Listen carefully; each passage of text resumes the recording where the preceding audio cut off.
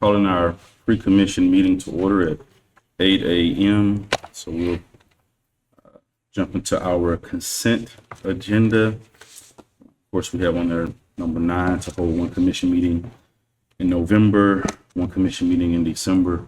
Of course, we still reserve the right in case we need to meet for emergency purposes to still meet. All right, so it's not that there's a pertinent issue that we need to meet about that we cannot. Is everybody okay with that? November, one meeting November, one meeting December. All right. And then number 10, authorizing me to sign the modification to project 399-065R for the lift station generators for lift station 4, lift station 3, and lift station 5. Any questions about that? Yes, I did. All right. Okay. Are we trying to meet certain standards and that's the reason for the modification? No, ma'am, No. this is just because it's taken so long to get everything done through the state that the original expiration, I believe, was April of this year. And then you all actually extended it through this year. And then this one will be in, I believe, March of 2025, which the slabs on these generators are poured. The rough end is complete. We are awaiting the actual generator and the transfer switches, which is scheduled to be delivered this month. So we shouldn't have an issue meeting these. And I think it was 2 meetings ago, you all approved the modification for lift station 2. But as slow as the state moves, I didn't wait to have them all at once because it could have been 3 months before we got these. So we had the first one, that one's been approved, and now this one is the additional 3. You will probably see in the future several modifications if they are grant projects simply because of the fact that Hurricane Helene has hit in several states. That means that FDM, FEMA are sending many of their resources. People, grant managers are probably just overwhelmed with paperwork. We anticipate that's normally what happens is that our reimbursements slow down, everything slows down because if a major disaster happens. Okay. Any other questions for that one? All right. Next up, Mr. Marcy, you would come and chat with us about approval of the settlement agreement with Kenta Harris versus the city of Lynn Haven. We've all received the email and don't know how many reached out or how many had a chance to converse with Mr. Marcy. Him and I talked, I think it was Wednesday or Thursday. Yes, sir. Well, it wasn't yesterday, so it was Wednesday that we had a chance to converse about this particular agenda item. So he's here to give us a brief summary and answer any questions that he can answer for us at this time. Yeah, thank you, Mr. Mayor, Commissioners, City Manager. We've got, this is a employment discrimination case that dates back to 2020. So none of your current HR folks were involved. And it was an allegation that an employee suffered from discrimination. We fully investigated the case. We interviewed all the witnesses. We conducted discovery, and we were set to go to trial actually this coming Monday on the 7th. And as typically happens in cases, at the last minute we got a favorable settlement offer, which after we weighed and balanced the evidence, the witnesses, and we made a recommendation to the city's insurance carrier that the settlement be accepted. So after consultation with the city manager and the insurance carrier agreed to the settlement. So the settlement, if this commission approves it, would be entirely from insurance company funds. Now, we use the phrase contingent settlement because it's up to this commission. Of course, nobody has spoken for the commission. So if you vote to approve it, the case will end. We'll get a general release that specifically denies any responsibility or liability. And if the commission rejects it, then we'll get back on the trial calendar. So after carefully weighing the evidence, the witnesses, and, we are very comfortable that the city did nothing wrong. This would be one of those business decisions where the risk of an adverse outcome with a much more significant judgment than the negotiated settlement agreement on balance weighs. This is just a little bit more than nuisance value. So on balance, it's my recommendation and that of your insurance carrier that the commission approve the settlement. Of course, I'll answer any question that I can, if any of the commissioners or the mayor have any questions.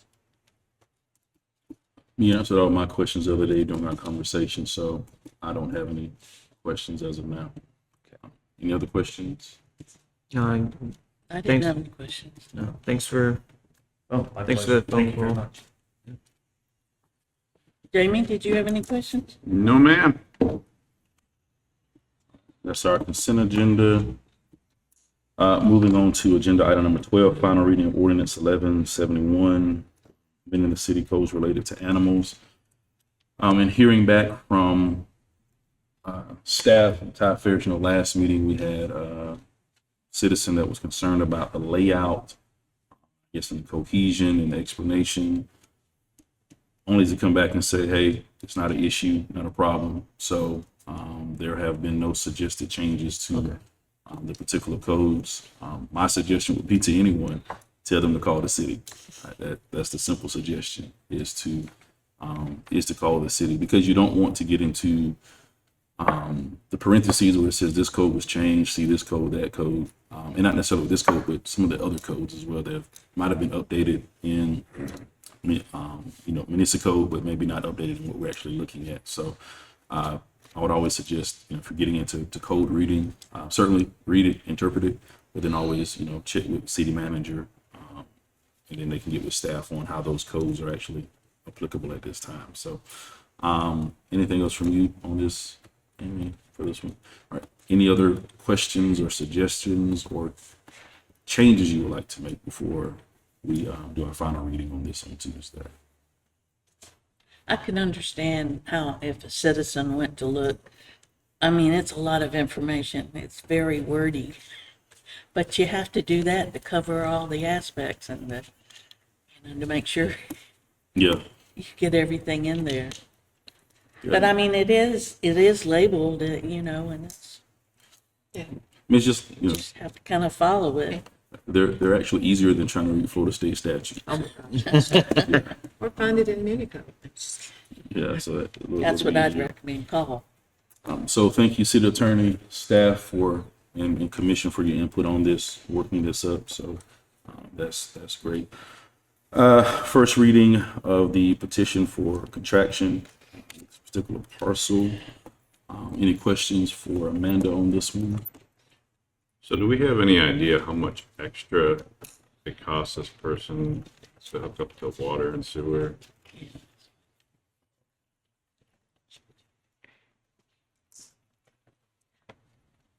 I have no idea how much it costs people to get water and sewer. I don't know if Chris can answer that. On this contraction one, have we got any idea how much Just more it all will that cost? idea. What it would cost him to extend? He's actually, the county, from what Chris said, the county water is actually further away than our water. Do you Really? Yeah, so we've got a map. I reached out to the county to find out if they were any closer and it would be a benefit for this parcel to de-annex. And their utilities are further away, actually, than our utilities. So a good price to use for a water extension, a 6-inch water extension, is about $150 a foot. According to the GIS, it was about 840 feet he would have to run one way, or about 200 feet through his own property for another way. It's actually in your packet. I think the two, let me just find it, but those two should be.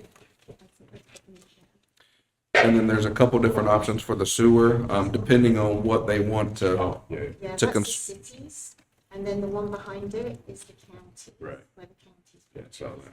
And so it depends on what they want to construct on that parcel, depending on, what kind of sewer they could use. But if it was like just a single family home, or even if it was, multi homes on that parcel, they could do a low pressure system with the grinder stations and pump down the road much cheaper than gravity sewer. So I mean, yes, it's going to cost them several $1,000s, but But he's it's, not really so is he not really saving any money by going and de-annexing to the county? he would not save any money utility wise. And matter of fact, they only Need have to a hook up to. Right. Matter of fact, they only have a 2-inch force main on what's that, Sarasota on the other side, so they wouldn't have adequate sewer for him anyway. You have to have a septic tank or something? Yes, which he's likely not to get permitted through the health department because he's close enough to sewer that he would have to run and tie into the sewer anyway. So the health department's not just going to give him a permit to put a septic tank in if there's sewer readily available. And it's just as readily available as a septic tank from the construction he would do. It said it was 6.6 acres, but how much is buildable? The smaller parcel that you see is 1 point something acres. Some of that has low density residential on it. A lot of that is also conservation, so he shouldn't be building on it. We wouldn't allow him to build on it. So basically where he has his metal building, and a space for a bit of parking. But if he wanted to put a business on there, because of the parking that he would require and everything, I doubt very much that he would have enough space. He initially came to us wanting to change the land use to mixed use, and we told him that we didn't think that was something that would be able to be done because it is not big enough to accommodate a mixed use project.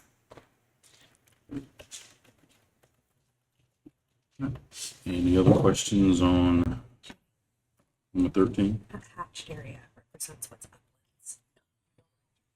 I can't ever determine that. And number 14, city manager, regarding the naming of the chamber or the, Yeah, in my table talk is where we get a lot of our good ideas and suggestions. And one of the suggestions that came from table talk, that we had not named anything after a former mayor who served for over 25 years.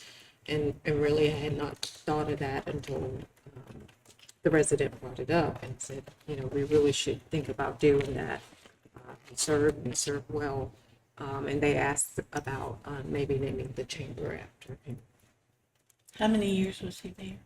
25 years. Did you say that and I just missed it? Sorry. I Just think fell it- asleep for a second. before mayor, he was also commissioner as well, I believe, before being mayor. I know we've had some citizens after, as we were doing the rebuilding, there were some citizens that asked about, ball fields and things like Yes, that. they did. But those are already named prior to Hurricane Michael, so we couldn't go back and rename those.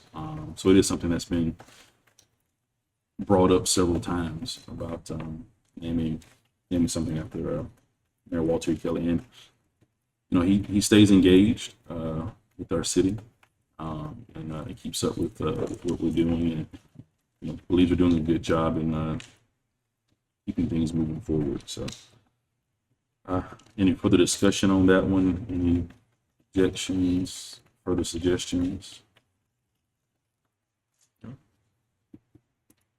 Good idea. All right. Well, today we have a few things to discuss. One, we want to start with our chapter 26 for the Code of Ordinances. So we're finishing up our animal chapter. Looking at chapter 26. With that, some are saying, well, that's a big jump from 10 to 26. Some of the chapters in between are like the building code and such, which we did get a chance to review when we did the IMPC, or have had some input on that already through the IMPC.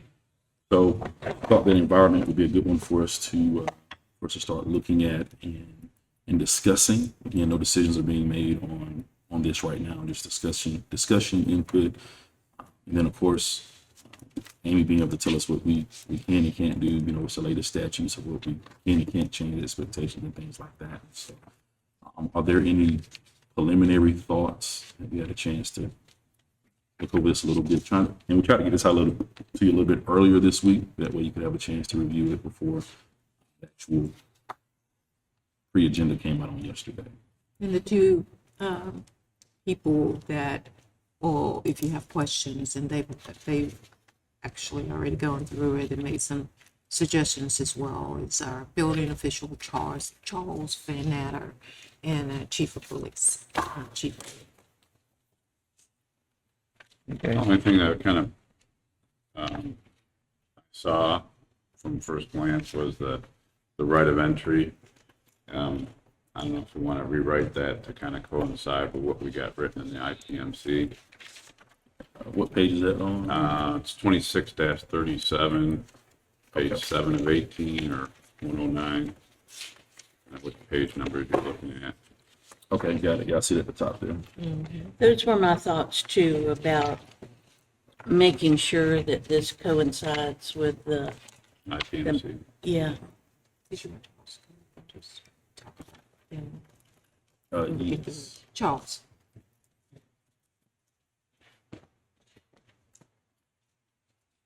Good morning. Good morning. Sir. Didn't hear the question. Does it coincide with the, yes, it does. Actually, it goes a little bit further, gives guidance to the officers of procedures, how to do things. So it goes in very well with the International Property Maintenance Code. Because it's very specific, like grass can only be a foot. Correct. Is that, I don't remember what we said in the, So I guess The we're saying maintenance that code. we just want the two things to mirror. yeah. It should, yes, it is, it should mirror, yes. And if it don't, we can, if there's any questions, we could definitely go back and research it and change what we need to change or make recommendations. They make reference to an inspector and then a building official. Are those the same people? That typically they're not, in this case, they're not. So what we, the police chief and I recommended, we would like that to be changed to say code enforcement officer instead of inspector. So that alleviate the confusion of that. Okay. Or code official, because the code official language is into the property maintenance code. And I guess maybe before the next meeting, if you all have a chance, just give us the updates that you all are suggesting Yes, sir. for us to review. I'll send that out to you. See if we can get that, 'cause that will help us as we're actually looking through. So Okay. maybe double over or may answer some of the questions that we have about some of the things that we see. So we can get those suggestions. In one section, it says Bay or Washington County. I read that also, but I can't remember what it reference to. What does that entire line say? Giving information to a local agent about renting something. Years and years and years ago, I believe before we became Lynn Haven, we did fall under Washington County. I wonder if that's old language from way back then, 1920? a long time ago. It is. Yeah. It must be old language, so you could do a strike through on that one. That's 26, 28. Good catch. I have a few things. I think at the very beginning when it's talking about the definitions, I think that I know that it's of my opinion that these ordinances the main reason is to show what we can and can't do, but I also think it should be used as something that the citizens can read and understand what they can and can't do. And I believe the term refuse, when we're talking about leavings, dregs, rubbish, trash, and all that, that's kind of an outdated term. We don't really use that in today's language. That is in the property maintenance code. It's just a language that universally people use. I would say universally, maybe people that write policies use. Correct. These are written somewhat by attorneys, but it's also Yeah. written by code officials as myself. All right. Well, if it matches the property maintenance code, then we don't want to create more confusion. So, yeah, I just have two small suggestions, but beyond that, when we talk about the sound, should we maybe put a reference to the new state ordinance about the noise coming from vehicles, just so that we can just add a section? Yeah, but I mean, like, just in case, like, if someone, I mean, you guys know, obviously, but I'm saying, like, as me as a citizen, if I was to just look through the Lynn Haven ordinances real quick, And I which could just part say, is that? Because Amy's taking notes, so we got to know. okay, which part you refer the to. very bottom section that talks about noise, just anywhere in there. What's the section number? She's taking notes. She's going to be the one helping us update it as well. Okay. So Is it 2631 or 26? Anywhere under Article 4, which is noise, because there's not a reference in there at all. But there's, I guess it would probably fall under section 26-1 26-123. Okay. Um, I will take a look at it. There's at least one Florida statute regarding noise coming from vehicles that's been Right. deemed unconstitutional and is not enforceable. So let me look at it. Yeah, definitely want to before know. Yeah. I also have some recommendations about changes I'd like to see in your noise code, but I'll put them in writing and send them to you. Okay, cool. And then one other thing, this is kind of a small thing, but on, for us, it'd be page 107 of the bold. So, or I guess for us, I mean this packet. Let me pull it up real quick. Okay, yeah, it's talking about the section 26-33, talking about the height of weeds and underbrush at 12 inches. I think it should be a little bit higher than that. Just as an example, Bahia grass could be considered weeds or underbrush, and Bahia grass can grow up to 30 inches. And the average height is around 19 inches. So if I really wanted to, I could theoretically create an issue if my neighbor has Bahia grass in the yard and I'm mad at them, I can call code enforcement on. I may call code enforcement on. They might not enforce it, but we could prevent all of that confusion from happening just to raise it a few inches. 12 inches seems a bit low. It's part of the property maintenance code on that. Reason why you want to keep it no higher than that is you allow snakes, rodents, everything getting in those tall grasses. If there's just weeds going one, I guess, one stem, and somebody makes a complaint, the code enforcement officer will evaluate that to see if it's determined to be valid. And that's case by case basis. But you definitely want to keep it 12 inches because these codes are written from experiences from the past. So they know that with 12 inches, you can get rodents, bugs, snakes, whatever you don't want in there. I take it from experience. I've seen all kinds of stuff in tall weeds, and that's the reason for those limits for those weeds. And I think, is to your point as well, I think it would just be, an overgrown area where the whole yard, is 12 inches, maybe not a patch or two, which again, as you say, if we got a nasty neighbor, they can still call about that.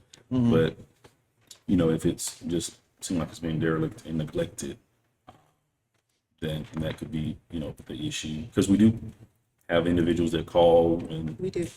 say, hey, I have snakes coming out of my neighbor's yard or rats coming out of my neighbor's yard.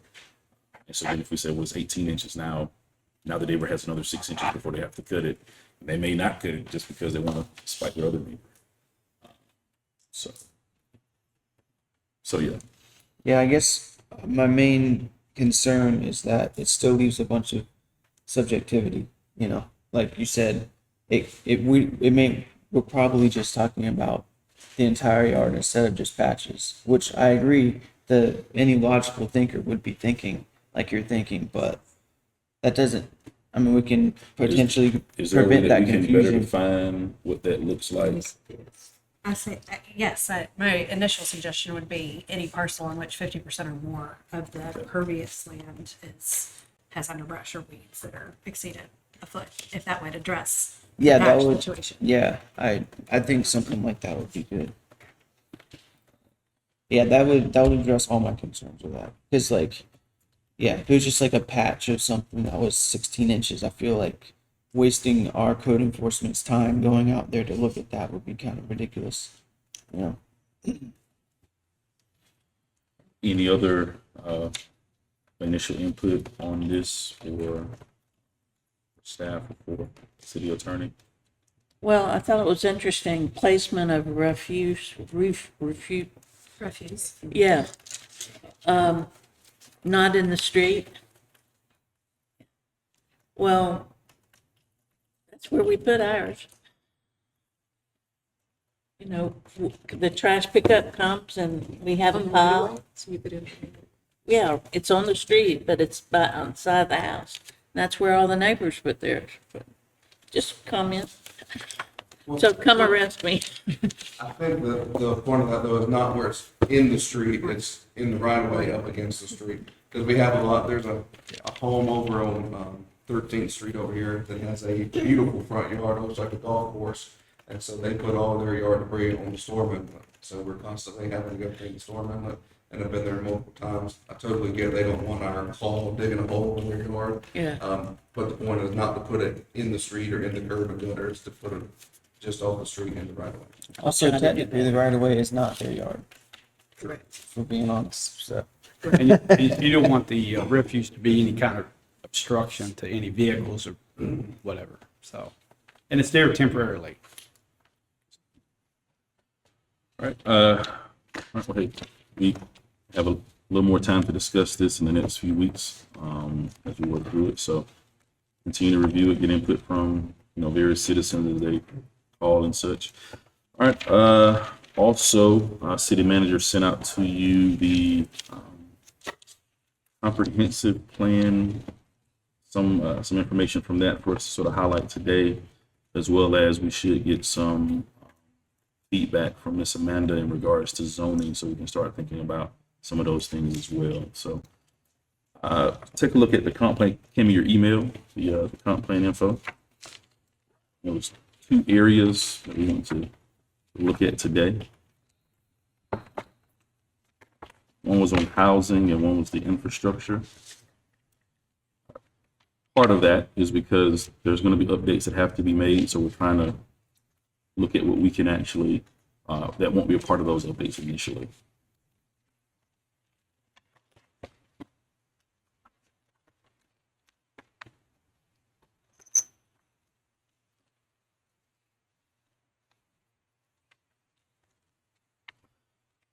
In looking at the housing element, we see what the goals are, and we see the objectives and the particular policies there. Anyone concerned about the goals of this section? You can see basically, I think the primary goal is just to make sure that that we're providing, housing for all income levels in the city of Lynn Haven. And if you're not aware, there is housing for all income levels within the city of Lynn Haven. So now, sometimes we do get asked whether or not we have a public housing authority here. We do not have a public housing authority in the city, but we do have a low income housing. So some of our apartment complexes, or I should say income based. I'm not going to necessarily say low income because you still have to make $30,000, $35,000 to live in some of those apartments. But there are income-based apartments in the city of Lynn Haven to try to meet the needs of those with housing concerns. We have had builders in the past that come, or plans have come before us in the past, or discussion that are targeting particular income levels for housing, for ensuring that there, variation of income levels, within the housing sector as well. So, so that's goal number 1. Any concerns about that? Any feedback? I'm just trying to go through my notes I originally had put in here. Been a while. Policy 1-3 says at least once each planning period, the city shall review and amend if necessary ordinances, codes, regulations, fees, and permitting process to relax or eliminate unnecessary city requirements that may be barriers to the production of affordable housing. And I had a note here asked, when is the planning period and when was the last one done? I remember, Amanda, when we talk about policy 1-3, affordable housing, I know you look at that often, and he was saying when as the last planning process for looking at if there are any barriers for affordable housing. I think when they talk about, and Amy can correct me if I'm wrong, when they're talking about planning periods, it's those planning periods as identified in the comp plan. So we have to do the EAR every 7 years. So I'm assuming that it's the every 7-year period. That's when it's, okay. Oh, So we haven't done it in 7 years. Well, the state requires you to do it at least once every 7 years. You can do it I'm saying for frequency. for us, we haven't done it. This is our first time looking at the comp plan. So I was responding to Commissioner Ward. We haven't done it in 7 years. It's been the last time. that We- has been reviewed. We don't always, so we're required to look at the comp plan every 7 years, but when it was last looked 7 years ago, it's actually going to be 8 years ago. It was a determination, the determination was made by the city manager that we didn't, at that point, we updated the things we had to update. So we don't have to update everything every 7 years. We're supposed to evaluate it every 7 years and make a decision. So yeah, that hasn't been, long time. Got And it, she's talking about the former city Yeah, manager. yeah, yeah. got it. Next one I had under 2-2, the city shall annually review and revise its necessary program for the elimination, demolition of structures that pose a threat to public safety, health, and welfare. I just had a question here. When was the last one done? So you updated, remember code, updated the code enforcement in terms of how we go about eliminating or demolishing structures. I think we redid our abatement process and how we take down houses from code enforcement. So we've done that already. Yes, when the last one was done. I think it may have been, what, 2 years ago? Yeah, I think it was on, Michigan in 11th. Yeah. Might have been that little Yeah. house right there. Didn't we pass a new ordinance in terms of how we demo? homes? It was You part were of the, involved in that one, wasn't it? Wouldn't that have been like the last one that we actually demolished the house? yeah, but he wants to know when's the last time we updated the, Oh, no, I that's thought what it was that. Well, according to this, it says Yes. annually, the city shall annually review and revise its necessary program for the elimination, demolition of structures that pose a threat to public safety, health, and welfare. Oh, I thought you were about to talk about the last incident. Yeah. When the last, no. No, You're it says it talking should about be when the program was reviewed Yeah, annually. review. So you guys I did think a it was really good after that. job. I think it was probably right after that. Yeah. You It was did. about 2 years ago, Yes. and we changed the fee schedule. There used to be, we would put a lien on the property whenever we would demolish something, and we changed this to actually put it on the taxes owed on the property. Because the lien would only be satisfied whenever the property would be transferred and, as part of a transaction. So if it hasn't been updated in 2 years, then you gotta look at it and update it. I will also Well, it's- share, I will also share too, the program isn't necessarily the process. Right. The program may be the inventory of properties that have been sort of noted by code enforcement officers and then prioritized for the coming year to resolve or Right. abate. So Let's will go we into the look at our, magistrate. so will we look at our ordinance every year to see if it's, because that's the one I think the code rewrote. that He was- did, and I don't think your process is broken and requires okay, an annual okay, review. I all do right. think your program, in terms of where your code enforcement officers are spending their time and money to Okay. actually initiate and enforce an abatement action, that is your program. So this year, we know that we have, I don't know, if there are 10 houses that you think need to be demolished, but the budget only allows maybe for the city to take on the demolition of 2 or 3. Your program for that year would be to set those priorities. That's how I understand your annual program, Yeah. to be your demolition or nuisance abatement And priorities. so if that's the case, then at budget time, we do, the chief will come in and I think the code enforcement has done a really great job and say, we just about gotten all of those derelict houses down. So that's when we would talk about how many do we think that we've looked at. That's up to you. I think Yeah. it organically happens, but that's what I consider it. Yes, consider no, to be that's the exactly that's the process of how we get there. Yeah. So based on that, then the last time we It did this does. I'm was- just reading what it says in the comp plan. So that would have been during. During this budget period. year, yeah. Okay. Oh, yeah, definitely.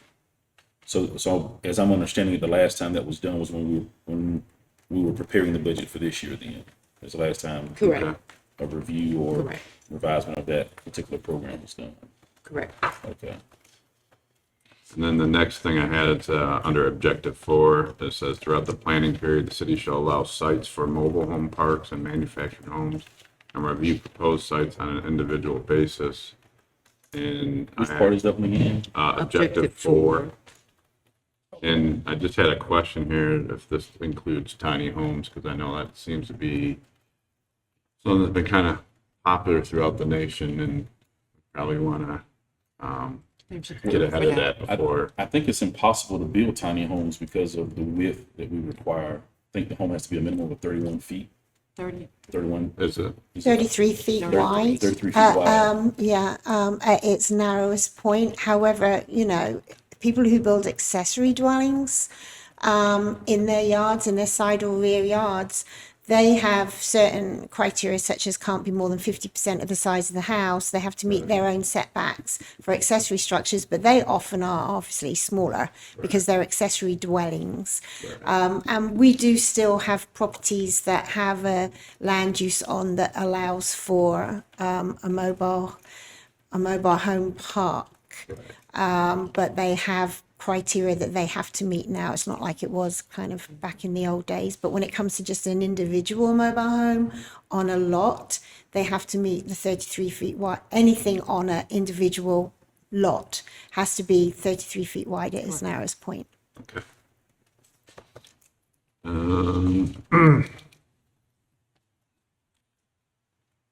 And then 5-4, it says annually update inventories of providers of special needs housings, groups and foster homes, facilities for the homeless, et cetera, including number of locations. I'm just wondering when was the last time that one was done? We don't maintain an inventory. The last time we issued a development order for a group home, well, actually, we don't have to issue development orders for group homes because the criteria for a group home is that it looks to all intents and purposes and behaves as a single family home. So there's a limit on the number of people that can be in it, which I think is 8. And the ARC recently had 1 or 2 that they asked to construct, and I don't know if they actually ever pulled permits for, but they did come to me to see whether they were allowed to do it on the property, and I said yes. So I don't feel that we have a lot of them, but I wouldn't know in the planning department. I don't keep an inventory, but they would have to pull building permits. But they're supposed to operate as a single family home. So does that mean we need to update the comp plan to not do an annual? Yeah, I don't know if inventory? that's something that has to be in there and that you can remove, or I'm just kind of curious Amy why would they have know. been there in the first place. I can Yeah. find out. I do not know. Well, and I guess the question is there someone that does keep up with that? Because we do get questions about it. Do we? So, I do. I do have people that call and say, hey, I do. is there somewhere to, There is a new Florida law that allows for a special needs registry with the police department. And I know here in Bay County, the sheriff has taken that very seriously. So I don't know what that means for your comp plan. There are some laws out there that address and check that box, not necessarily for the city, but I can look into it. Okay. I didn't hear the question.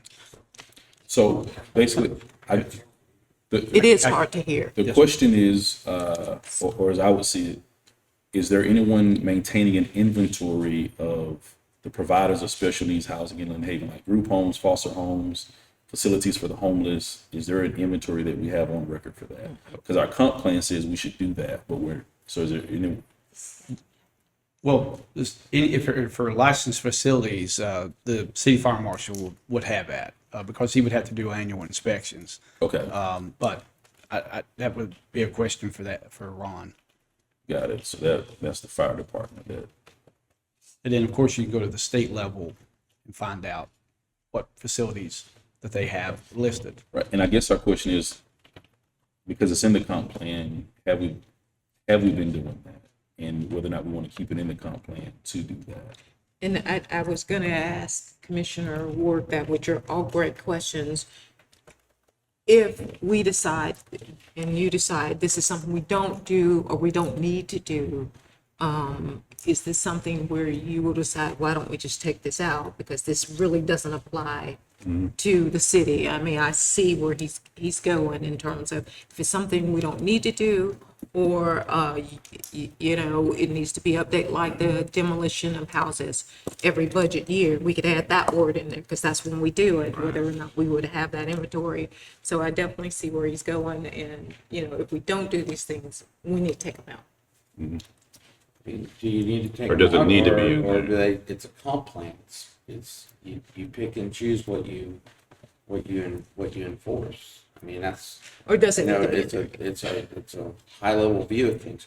do we actually request local agencies to report, the stuff on the aging that's in 5.3? You know, the right below what he was just, above what he was just talking about. And I just lost my damn place. It's a good one too, yeah. You know what I mean? It's That was my right next there. It question. says request local agencies such as the ARC of the United States and the Council on Aging to provide estimates of the unmet needs of housing of the populations of which they serve and coordinate with those. Would that be as I mean, needed base? Right. It's something that, you know, I mean, we have a senior center, used to be the Council on Aging ran it. But did we get a report every year from the Council on Aging about the population of the age that, you know, are underserved?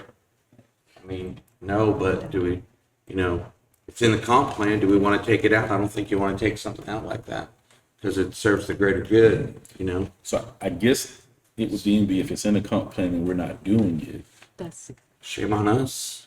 you know. Well, I think that's kind of what I'm getting at with this is, there's a lot of things I'm finding in here, I'm like, I don't know if we do that or not, or if it needs to be in here, or do we need to modify But it? in all fairness, if you haven't modified your comp plan for 14 years, there's a lot of things that are probably stale and maybe they're not necessary anymore. And that's why they're not being enforced or they're not relevant to the way your community has grown. There's a And the lot way- of possibilities. and when the way we run our communities as well. So if we needed that information, We have we a go council to the agent. ARC and ask and We have a request senior that. center. You know Would what I we need, if we needed, information on seniors, would we go to CPAR or any of these places and ask for it? Absolutely. But do we request it every year? No, because so much stuff is already gathered for us. The demographics of our city, they're already gathered for us that we have that information.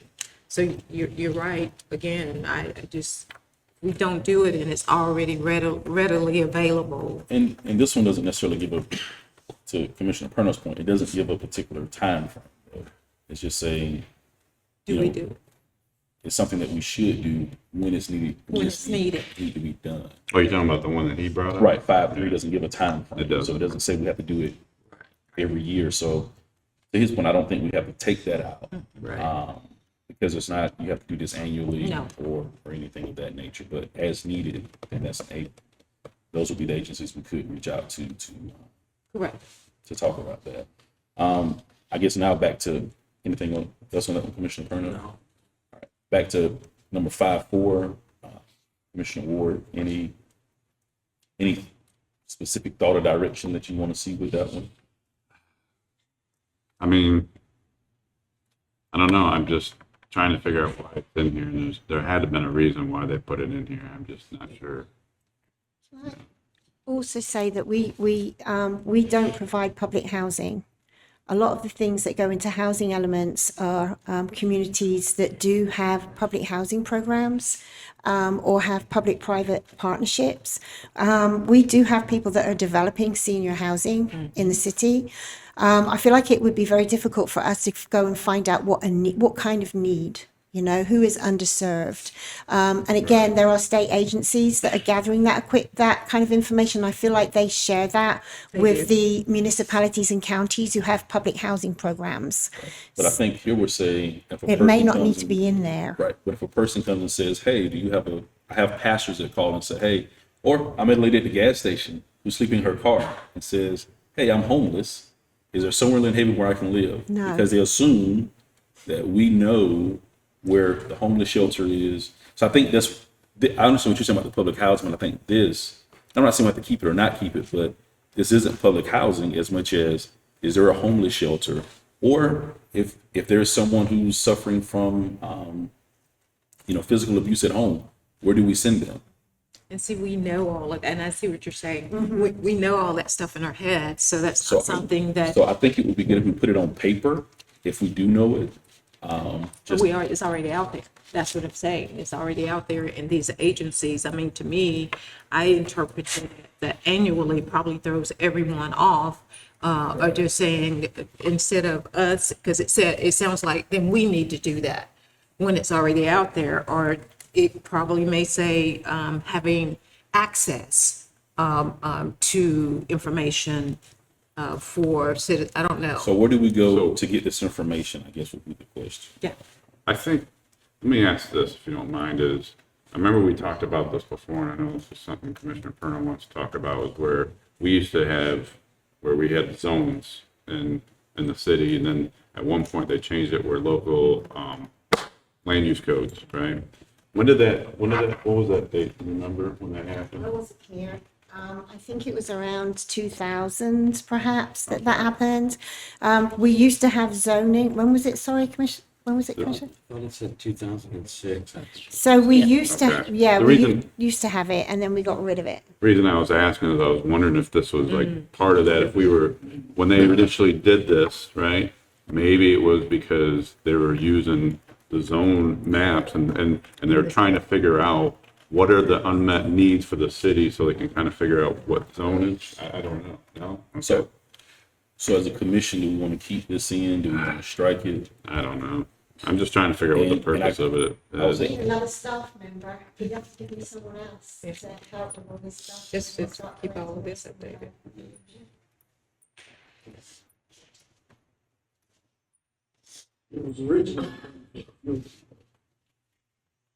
All right, so do we want to have an inventory of special needs housing? I don't see the benefit of it, but Okay. I might be missing something here. Am I missing something? I don't know. No. We can strike policy 5-4.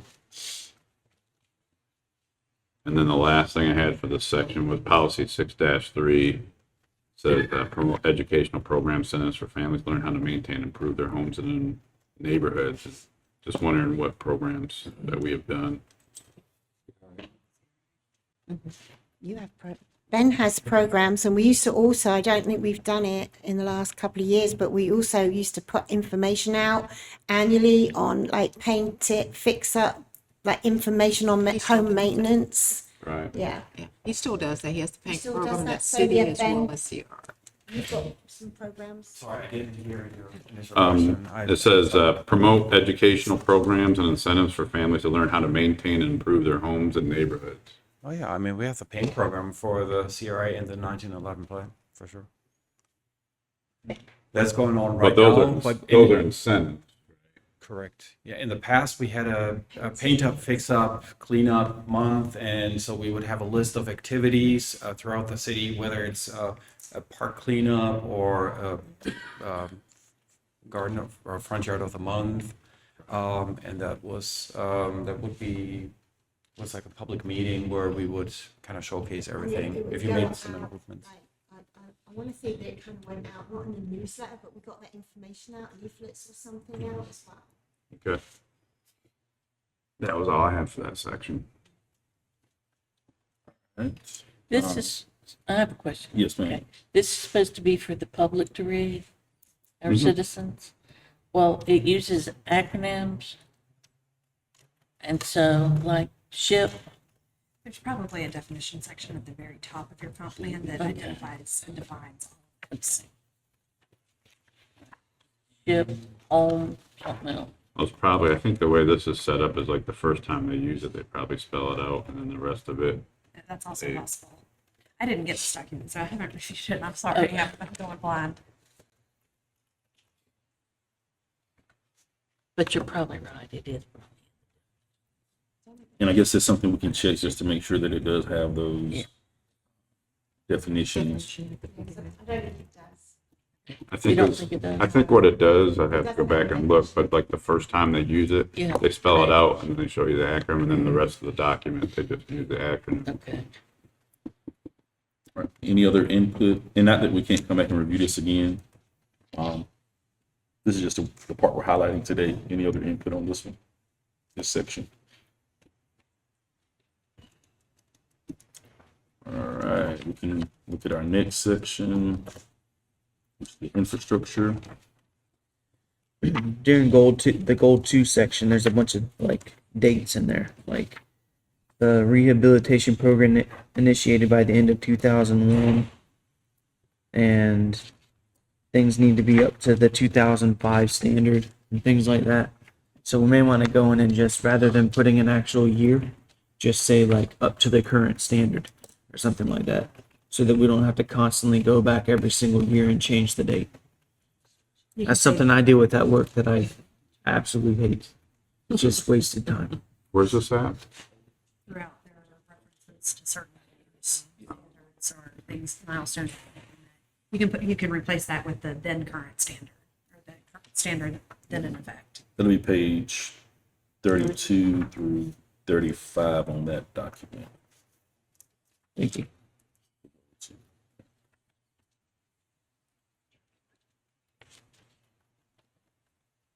All right, any other suggestions on this one, infrastructure?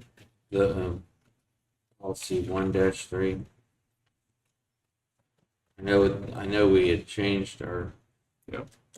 our stormwater to 100-year storm. I don't know if that's talking in reverse or not. It says 25-year. And that's under goal number 1, page 31. Policy 1-3. Yeah, I don't know whether that's a minimum or a maximum thing. I think it's a minimum.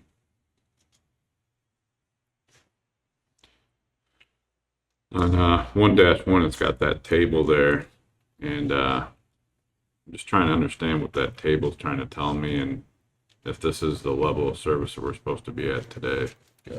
So hold on before we jump to that one. So 1-3, are you saying we just need to update that to the 100-year? 100, Yeah.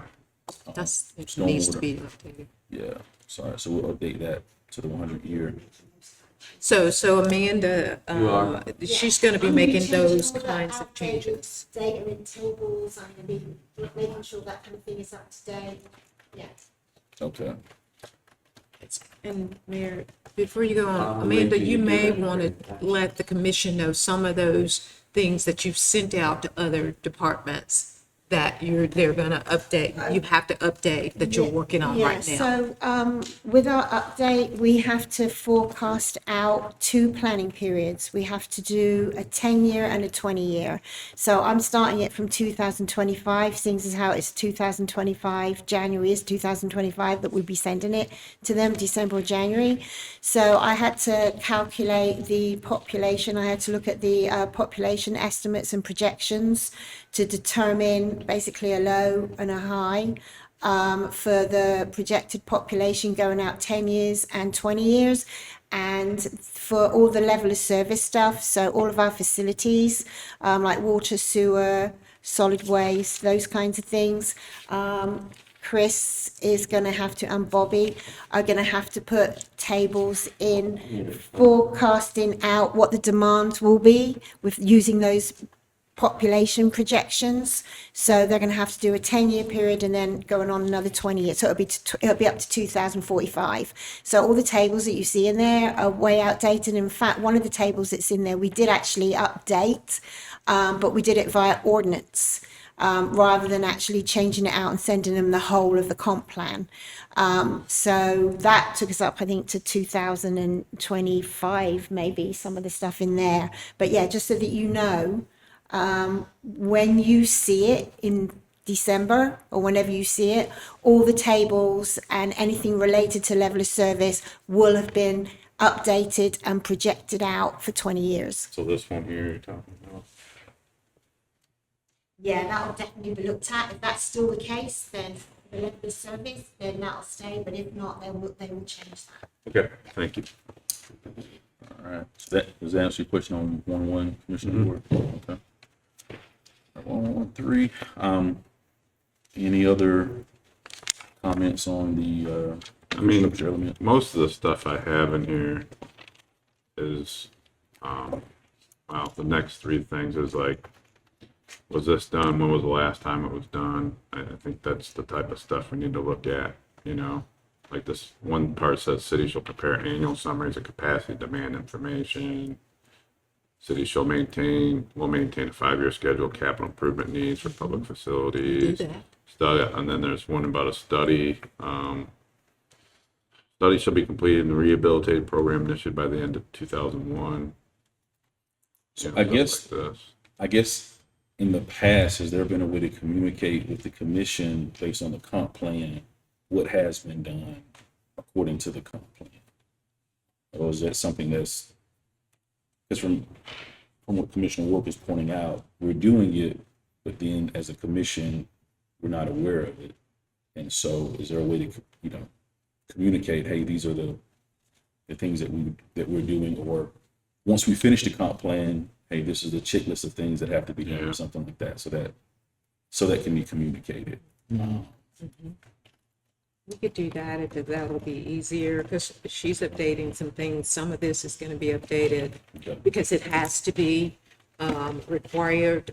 And so if you want to, for us to bring that, say, probably November, December, her changes, and then you can see what's going to the state. So you don't spend your time saying, has this been done? And then we can move on to something else that may be easier in that sense, because the requirements, I know Amanda knows, and so we want to get all of those things done because we have to send those to the state. And a lot of what is in the comp plan informs the ULDC. So a lot of the stuff that's in there are the things that we just do on a daily basis as part of our job. It kind of falls into what we do. Now, there are some things in there that are outdated, and there are some things in there that I've never known to be done. But there's also things in there that you can take out because they're not required. Some of the things are required to be in there, but some of the things somebody put in there at some point in time to meet some requirement, maybe, or just because they wanted to, and it doesn't need to be in there. So what needs to be in there is the stuff that the statutes say needs to be in there.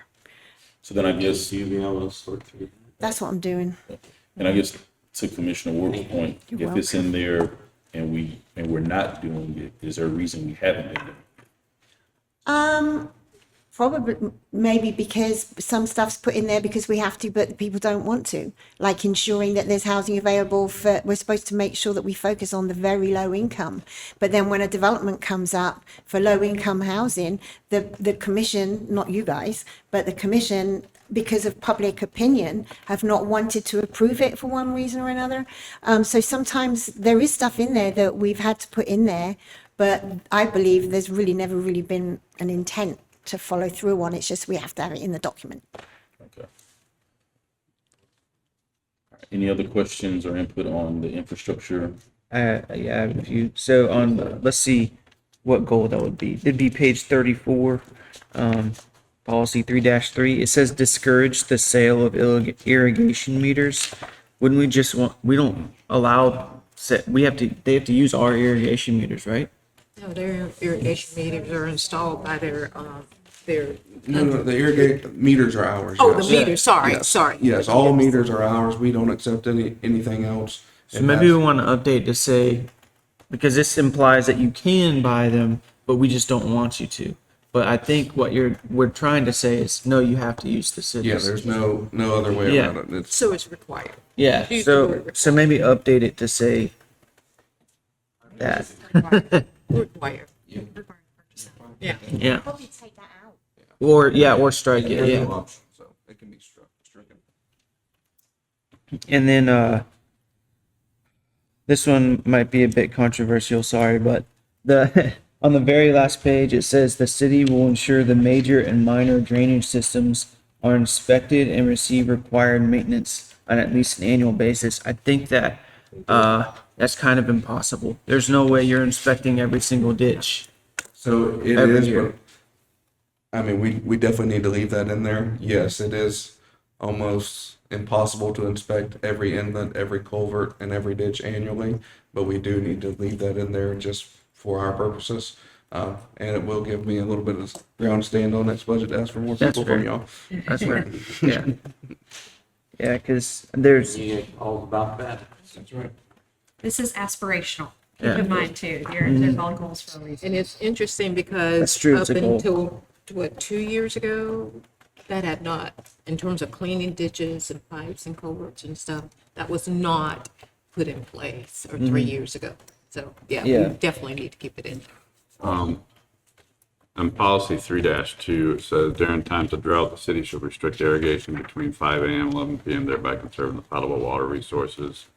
I know I brought this up before, but I'd like, this is kind of my vision is like whenever we have new developments, like, well, it's not a new development, but like Hammock's a good example where I guess they used to have a valve that was connected to their stormwater retention pond, and they used that for watering their yards.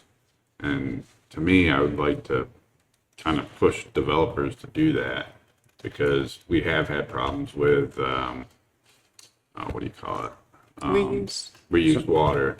Commissioner, let me check with Northwest Florida Water Management. I'm not sure if that's legally able to be permitted when they construct the stormwater ponds. I don't know if you can pull water out of it like that, but let me check with them and verify what the rules are. Right. Because that was put in, actually, I think Bobby put that in, went back when he worked there, developed it. And they used that pond they used the pond to irrigate the sod that was there. But I'm not sure if you can legally design it to do that. So before we put it in there, let me check with the Water Management District and make sure that's okay. All right, thank you. Awesome. Well, we'll put a pin in the comprehensive plan for now. Again, even with those two sections, we can always come back and chat about those at the next meeting as we move on through that. This time, we're going to have a brief presentation from Ms. Amanda regarding discussing on zoning. Yeah, it's 9 o'clock, so got to be brief. On zoning, the highlights of it. Don't need all. I wasn't really going to do a presentation. I was just going to give you some handouts and just a little bit of Right. And then you can- That's I'm sorry. That's what I mean by presentation is not anything up there, but you're still presenting something to us. Okay, and then if you take one and pass Take it one, on. pass it down. Yeah, and start with that one. That's, that's. Amanda, why don't you, I'm while going you're to start with that talking, one, and then Yeah. I'm going to pass the others out in a minute. pass them all out, and then that way, we Okay. promise we won't be like school kids and look over them before you get to the board.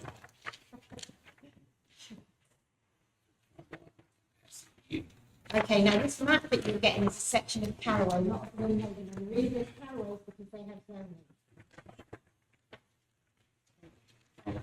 These don't put in the paper? No, one's a land use map and one is a zoning. We got all these colors. Wait a minute. Okay, that's it for now. Wait. You got 3 maps? Yeah. I only got 2 maps. How you gonna get to it? All right, well, I'll come back around with it. Okay, Yeah, when we I only come have two back as well. I think around- Amanda grabbed it from me when I was doing the board job. Here are extras. Okay, have you got the other? Yeah, you should have, like- extras? But I've got one too. Yeah, they have. Oh, yeah, I'm missing one. Yeah, What are you missing? that one. They're on the way. They're on the way. Yeah, that's a different one. That's a different one. Okay. Yeah, okay. It has stripes. Okay, and there's another one you can do.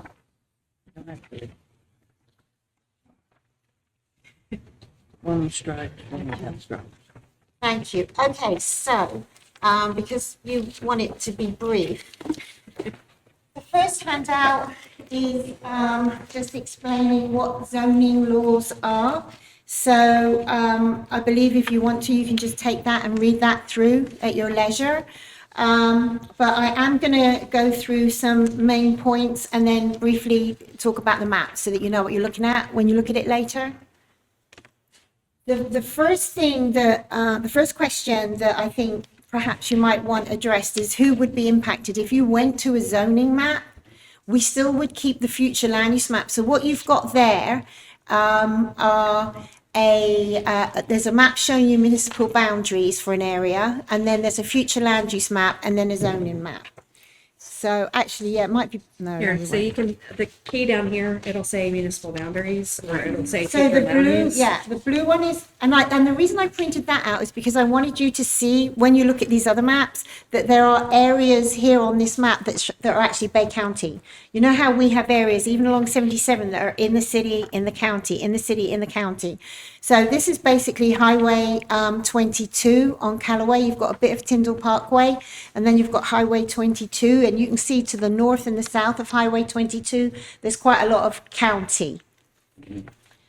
And then on your land use map, it will say on the left-hand side at the bottom, future land use. It's the less colourful one, the less busy one. Yeah. You'll be able to see, I just want to point an area out to you. If you look on your future land use map, if you look at the bottom of the map in the middle there, there's some, this, let me show you here, on your land use map, that one. This is your land use map, okay? You will see at the bottom, you see this yellow area here? You see that there's some water in the middle, and then there's that yellow area. If you look at the next map, the zoning map, you'll see that that area is green. You see that? Okay, that's because on your future land use map, it's low density residential. All we have in Lynn Haven is a future land use map. So we've got low density residential, medium density, high density, mixed use, commercial, industrial, and so forth. If you have a zoning map, you still have to have that land use map because that's the one that's state controlled. A zoning map is local control. So if you decided you wanted to go to a zoning map, we would have to map out the entire city, determining which zone you wanted, but it would have to coordinate with the future land use map, okay? And in this instance, in low density residential, you are allowed to have different zones. So the reason that this is green, if you look down at your key, shows that it's residential R8.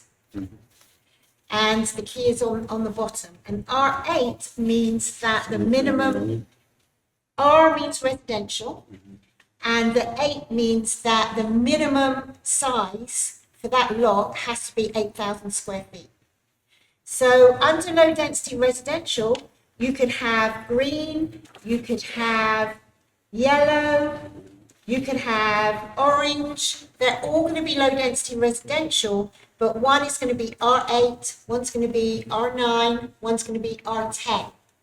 So all these different colors on here represent different zones. And so if you are going to a zoning map, we would look at what our land use is, because we can go against that, because that has the number of dwelling units per acre, etc., that's allowed. And then we would look at the city, and we would determine, okay, which areas do we want smaller parcels? Which areas do we want larger parcels? And we'd code the map into zones according to how big the parcels we want.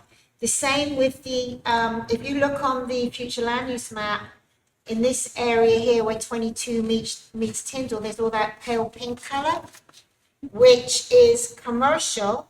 No, actually it's mixed use on the future land use map. But if you look on the zoning map, they have that as commercial, some of it. So some of it will be commercial, and some of it could be residential, like high density residential or something, like apartments or something. So that's the difference, just very briefly, and we can go over it again in more depth if you want to, Mayor, at some point. Yes. But that is briefly the difference between the maps.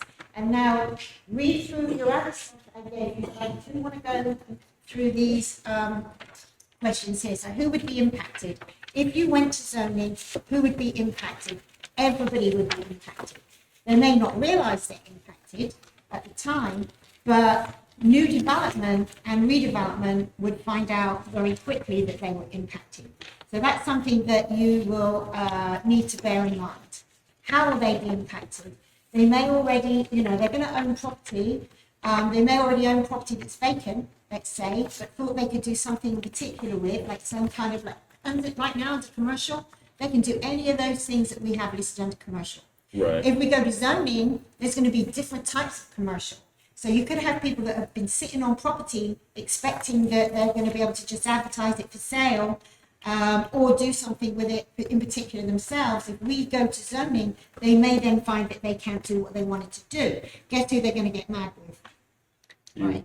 That is a real legal threat and something we'll have to really pay attention to. There aren't variances though. Well, it's not. This isn't a variant situation. This is essentially when they're going from the sky is the limit to now I can only put a 10,000 square foot building where before I could do anything, to eliminate the legal risk of taking Because this is a regulatory taking, essentially, when they can do anything with their property, and now they can only do 5 really, really specific things. Now- So if you have grandfathering is going to be key. That's what I was gonna ask. But paying attention to the current land uses, and in particular your vacant land use, and Vacant what won't be makes it. grandfathered in, because we just have a general commercial. So on vacant, there's a Burt Harris liability, because if they have a reasonable investment-backed expectation that the sky was the limit, I could do anything on this vacant commercial property that I bought, and they have evidence that they intended to build this one thing that you have now rezoned that prevents them from doing that thing. But they've spent the money, they've got the renderings, they've got the design plans, the site plans, and now they can't. That's a problem for you. I think we could, well, I don't know if we can, that would be for your answer. If we could grandfather that, and then it would change to if they sell that property to someone else. There are a couple different mechanisms, but we'll have to pay attention to those if you go this route. Yeah, that Yeah. the new owner would then have to, You lose your grandfathering upon certain triggers, whether it's time, a change in title, a change in use. There are several triggers we can list, but we will have to be very careful with this. So right now, for instance, if they're in property that, I was going to say the pushback. Do you remember when we were talking about changing the rear setback on commercial properties? Yes. Remember the kickback you got with Yeah. people that were mad about that? And that was just talking about adjusting the rear setback. So just to have an idea of, When we kind of did the CRR, we did the the aesthetic ULDC, overlay, yeah. Yes. So will people be grandfathered in? Right now, people would be grandfathered in if they had a structure on the property, because this can affect residential as well. If they have a structure on the property, but our non-conforming laws right now are people are grandfathered in when there's a legal change. However, if they lose that non-conforming status, if it's vacant for 6 months, or if it's damaged by more than 50%, or if they want to redevelop it, add on to it, they can only maintain. So that's just something else we have to think about, all of those existing structures and their non-conforming status. So how would it be beneficial? It would be beneficial in that it designates certain zones for specific types of use, so that you could ensure that you're not going to have a tire business next to a restaurant, for example, because tire businesses will go in one kind of commercial, restaurants would go in a different type of commercial. And it also specifies the minimum size of the building lot in residential zones, whereas right now we don't have that other than in the historic plat. So in the historic plat, the 1911 plat, we say a building lot has to be this size. Right now, other than that, all we have is a 33 feet wide for a single family home and meeting setbacks. But if you had zones, you could determine which parts of the city you wanted to have larger lots and which ones you wanted to have smaller lots. And then almost finished, how would it help you to make better decisions? Because you would know that they have just stuck to the maps. Right now, we do get some kind of grey areas, things that are open to interpretation. Whereas if you had that, you're always going to have a few, but I feel like there would be a lot less. People would come, we're always getting calls, what zone am I in? We tell them we don't have zoning. But so people expect us to have zoning, especially people from outside that are going to develop here. So it would take away some of those grey areas. It would be very specific, but again, that's what's going to make your existing people mad. How will it be implemented? We would need to, huge task, isn't it, Amy? You will agree, huge task. We would have to create maps for the whole city. We would have to look to see what the land use and make sure that the zones that you were putting in place didn't go against what we have said in the future land use map. We may have to make some land use map changes, future land use map changes. So there may have to be some adjustments, but basically it would be citywide and it would be implemented by ordinance. Is that right, Amy? That's correct. are there any initial questions on zoning? We're gonna come back to this, but let's get some information, get an overview of what zoning is, sort of what we can expect to We be had zoning doing. before, right? So, Yeah, not since I've been here. Before I came here, I was in Callaway. We have no zoning. history of it. We have No, I previous don't know why they zoning got rid of it. Do you know why they got rid of it? What? They got rid of zoning because of fuel depot. That doesn't make complete sense. I'll ask Rob Will you to see ask if he has Rob? any background. Yeah, Eliminating zoning for one property. that doesn't make sense at all. There's gotta be more. Not to say it didn't happen. Yeah, there's gotta be more to the story. Okay. Now, if something got zoned, people can apply for a zone change, right? Yes. Yes. Because my only hesitation would be, what if we accidentally zone it wrong? You know, or we make a decision that, 10 years from now, it That's doesn't every make sense meeting, man. anymore.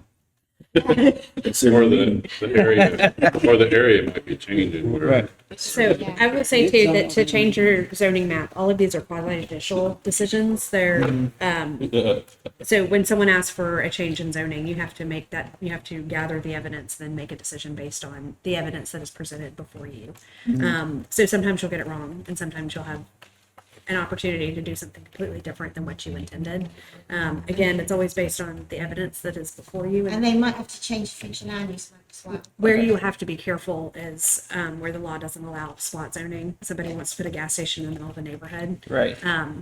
That there may be a lot of good reasons why that makes sense, but if your comp plan doesn't allow it, you can't say yes to that.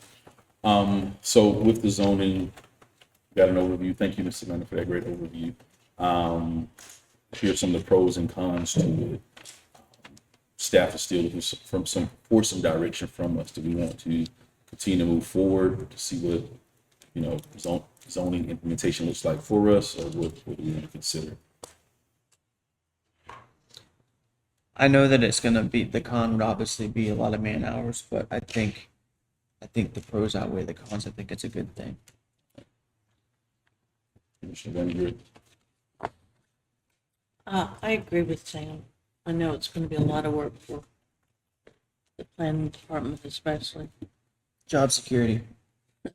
I don't think I think we might have to contract it out. Oh, really? I don't know. Okay. What do you think, Amy? It's going to be an expensive endeavor.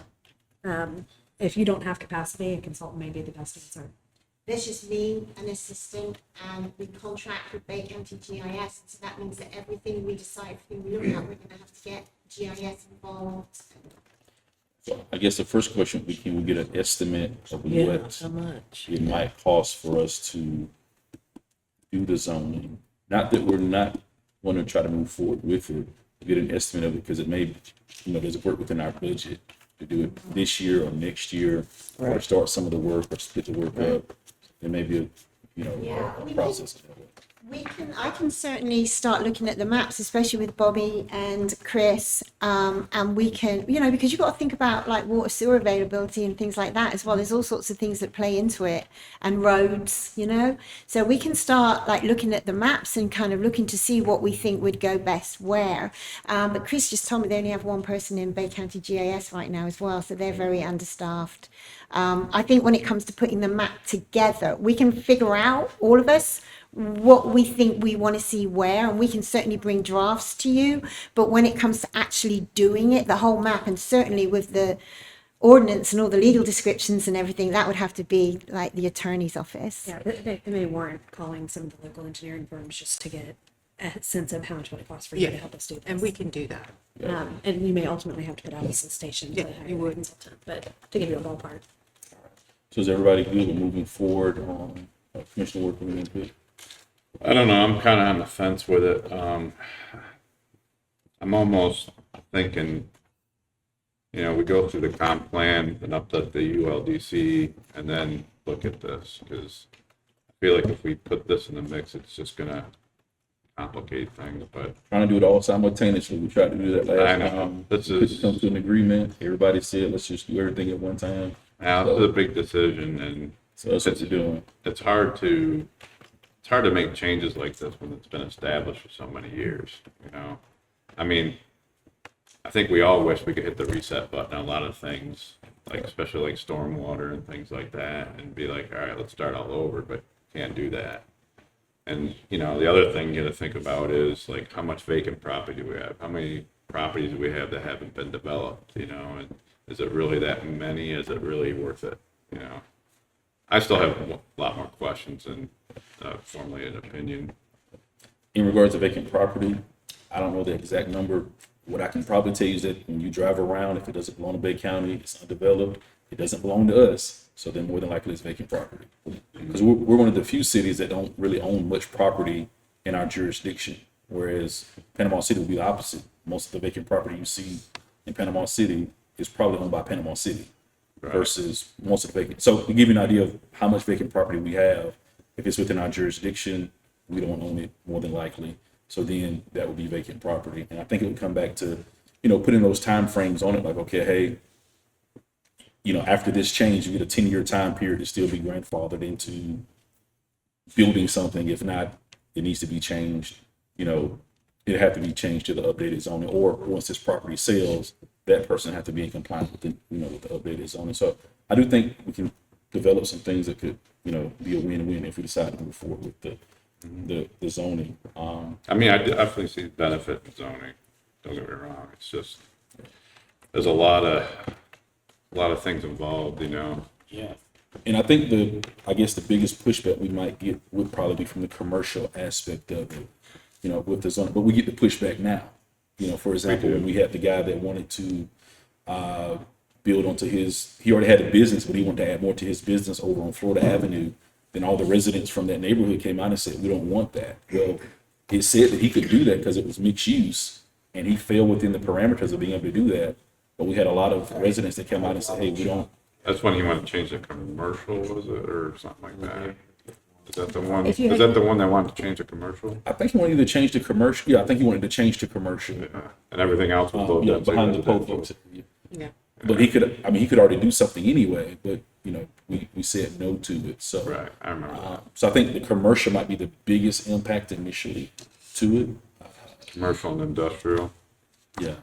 So, yeah, in the industrial, and that, I think that would also, as you mentioned before, the industrial probably help us protect the industrial parts. Yeah, it Or would. the industrial park, because I know that's been some of the concern with the industrial park has been, well, hey, individuals are coming, businesses are coming in building XYZ or establishing something that may not be so industrial. Well, now we can probably, through zoning, probably better protect that. Yeah. And maybe even in zoning, this will probably help guide the future annexation as well. What does that look like for that? So, And I do know Dr. Chapin has gone through a couple of zoning projects with cities, and I probably will reach out to him and ask his input, and if he has any firms that have done this before. We'll probably do some information it sounds like city, we need to do some information gathering for you as well. So you'll have a lot more information. so yeah, if y'all could do that, and Okay. and just if you have any updates by the next meeting on what intel y'all been able to get, that'd be great. We'll put together a committee. Yeah, I just wanted to let you know that kind of what you're doing is very unusual, because practically everybody has zoning, and zoning was in place before the future land use maps were, and the requirement to have the future land use maps. So it isn't easy for me to find examples of cities that have Converted. Yeah. to zoning, because they all have zoning already. They had it first before the land use maps, yeah. So we'll get some information for you. And I will say, I guess finally, in support of zoning, especially, I think this will help our developers as well, because they'll be able to look at it specifically, know this is what I can do versus these are the 25 things I can do, and it's up to the commission to decide what I can and can't do, versus saying, okay, hey, this is exactly what you can do, to the detail on that particular property, So, I'll say probably my number one complaint I see is stuff that, obviously, being in the state of Florida, right to build, you want people to have their right to build. But a lot of complaints is, why they build this? Why are they allowing to build it? And you're like, yeah. because they're allowed to. I mean, like, but if we're able to kind of guide, Yeah. I think that'll help a lot. Yep. And as far as back to the vacant property, a quick way you could see how many we have is the stormwater roll. You can just pull that Excel spreadsheet, filter the vacant land, and you can find it pretty I think we easily. have that number, Ben, of the vacant properties. Yeah, Ben has some vacant properties because we've been working with economic development to see what those properties could possibly use as, and then encouraging, contacting the owners and giving them some ideas of what they could possibly do with that. So, Well, also, hey, thank you all for giving us a little extra time. Thank you, staff, for all the hard work. And we'll see you Tuesday.